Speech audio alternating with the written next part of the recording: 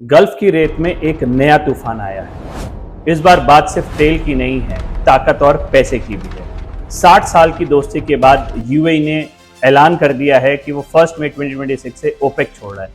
पर ये ओपेक है क्या और यूएई इसे क्यों छोड़ना चाहता है और इसका इंडिया पे क्या इम्पैक्ट है, आइए जानते हैं एनर्जी एक्सपर्ट की नजरों से इस वीडियो में। देखिए, ओपेक 60 साल पुरानी ऑर्गेनाइजेशन है। इसका फुल फॉर्म है organisation of petroleum exporting countries. एक तरीके से समझिए कि ये पूरा ऑयल का कार्टेल है। ये पूरे वर्ल्ड में ऑयल के प्राइसेस तय करते हैं। जब भी इनको लगता है कि डिमांड कम है तो ये सप्लाई कम कर देते हैं सब मिलके, जिससे कि रेट सेम टू सेम बना रहे। और इन सब का de facto boss Saudi Arabia है। यूएई का ओपेक को छोड़ने के 3 बड़े रीजंस हैं। प्रोडक्शन कोटा से फ्रस्ट्रेशन। हाल ही में यूएई ने बिलियंस ऑफ डॉलर्स इन्वेस्ट किए हैं इंफ्रास्ट्रक्चर में और उसने अपना जो प्रोडक्शन है वो 5 मिलियन बैरल्स पर डे के उस तक वो ले जा चुका है। और अब स्ट्रिक्ट कोटा होने की वजह से वो इसको इंटरनेशनल मार्केट में नहीं बेच पा रहा है, इसीलिए वो ओपेक से निकलना चाह रहा है। दूसरा है सऊदी अरेबिया से टकरार।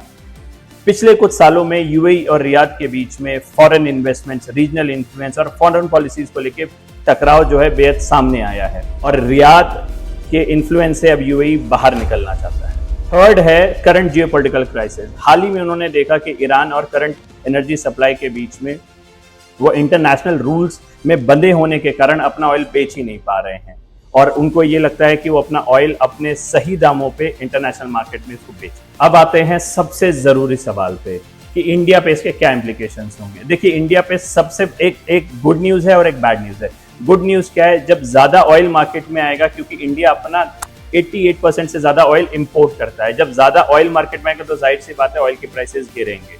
ऑयल के प्राइसेस गिरेंगे तो हमारा इंपोर्ट का जो बिल, जो इतना बड़ा बिल होता है, वो कम होने लगेगा और हमारा जो फॉरेन रिजर्व है वो बढ़ने लगेगा। अब इसी का नुकसान भी समझ लीजिए।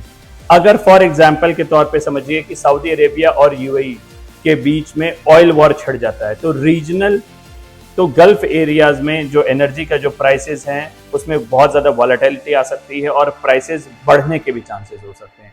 तो ये दोनों ही तरीके से इंडिया के लिए गुड न्यूज़ है, बैड न्यूज़ होती है। ये हम देखेंगे अभी आगे चल के कि इसके क्या इंप्लीकेशंस होते हैं, बट इंप्लीकेशन जरूर होंगे, that is for sure. Bottom line ये है दोस्तों कि ग्लोबल ऑयल का जो पुराना रूल बुक है वो अब फट चुका है।